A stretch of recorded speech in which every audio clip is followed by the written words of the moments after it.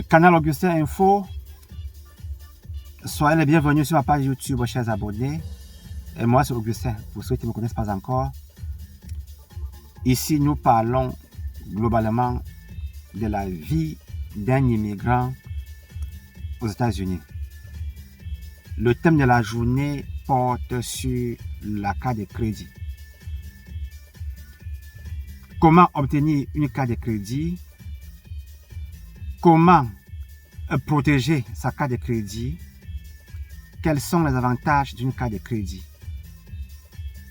Quelle loi régit les cartes de crédit?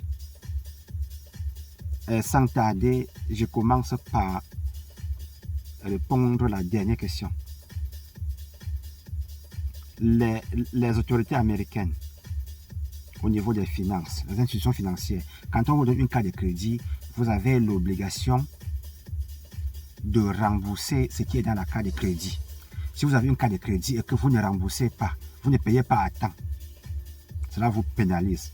Quand ça se répète plusieurs fois, qu'est-ce qui se passe? On peut donner votre nom pour facilement aller au service de sécurité sociale. On dit que vous êtes quelqu'un qui est défaillant au niveau des finances. On peut facilement, la banque peut aussi vous donner un courrier. On peut vous convoquer aussi à la cour. Vous partez à la cour, vous vous justifiez le pourquoi vous utilisez l'argent dans la carte de crédit et vous ne voulez pas y payer. Ça, c'est le point le plus important que je tiens à signaler. Bon, la carte de crédit, comment est-ce que l'on obtient? Quand vous êtes un immigrant aux États-Unis, la carte de crédit est très importante pour vous. À quel niveau? Pour louer une maison, vous avez besoin du crédit score. Pour acheter une voiture, une bonne voiture, vous avez besoin du crédit score. Pour louer une maison, acheter une maison, vous avez besoin de crédit score. Beaucoup d'employeurs de nos jours cherchent aussi à vérifier quel est votre crédit score. C'est pour avoir un peu l'idée de comment vous utilisez vos finances. La carte de crédit, comment l'obtenir quand vous êtes nouveau? Le plus souvent, si vous n'avez pas de moyens, vous avez un boulot, vous partez dans une banque de la place, vous dites que vous voulez construire une ligne de crédit. Comment ça se passe? Le plus souvent, on dit que déposer $200, 300, 400, 500, ça dépend de votre poche. Vous déposez le 10 montants, vous faites un dépôt, et la banque vous donne une carte de sécurité avec le 10 montants à l'intérieur. Vous utilisez maintenant la carte en question pour faire les achats. Et à la fin du mois, la banque vous donne la liste, vous donne un courrier, vous voyez, ils appellent ça statement. Vous voyez tout ce que vous avez eu à dépenser au courant du mois. Et on vous donne un montant minimal à payer. Vu que la date est bien précise. S'il vous plaît, rassurez-vous que vous payez les 10 montants avant la fin du mois. Bon, le plus souvent, si vous voulez, au courant du mois, vous pouvez payer, faire un double paiement. En faisant deux paiements, cela augmente votre chance. Ça augmente vos chances d'avoir votre ligne de crédit aller un peu plus haut. Donc ça, c'est la première possibilité pour obtenir la carte de crédit. L'autre possibilité aussi, vous pouvez aussi avoir un bon boulot. Vous avez aussi un bon épargne à la banque. Votre banque peut aussi vous appeler. On vous propose une carte de crédit. Et le plus souvent, pour avoir une ligne de crédit un peu plus haute, le plus souvent, vous pouvez appliquer pour plusieurs cartes au même moment. Mais comment est-ce que vous appliquez plusieurs cartes?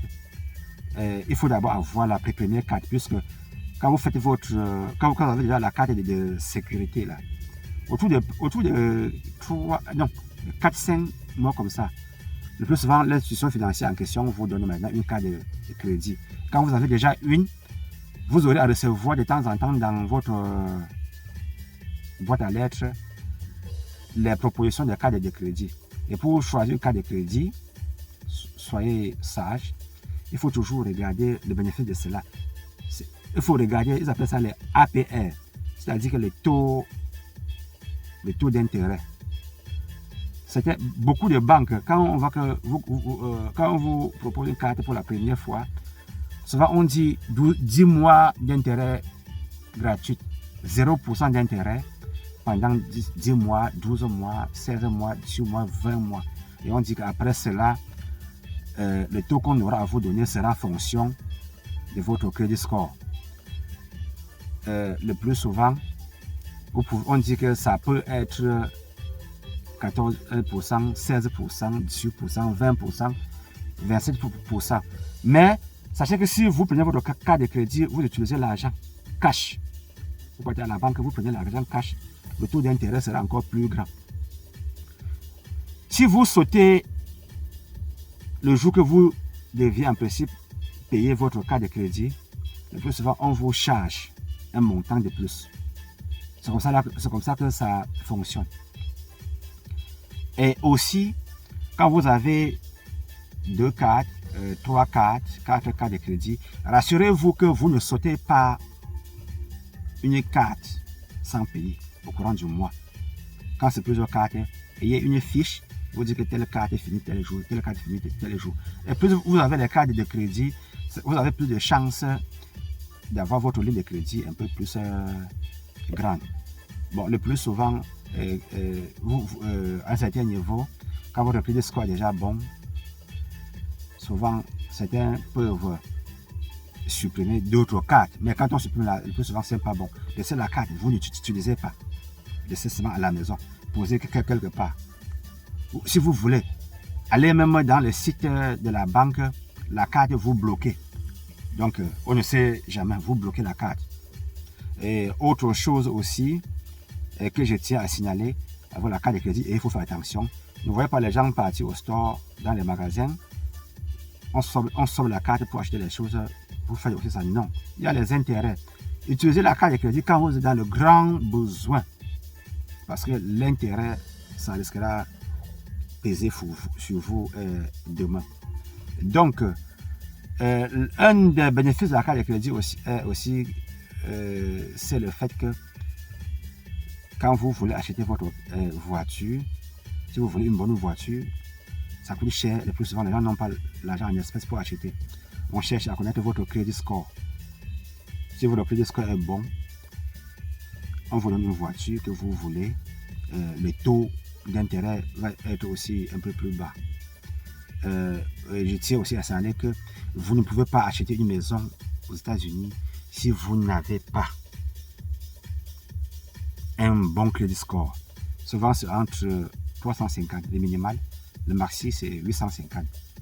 Donc, faites l'effort d'être minimal autour de 700 pour avoir beaucoup plus d'intérêt, pour avoir beaucoup plus de bénéfices de cela. Bon, je crois que j'ai dit presque tout ce qui est essentiel de la carte de crédit.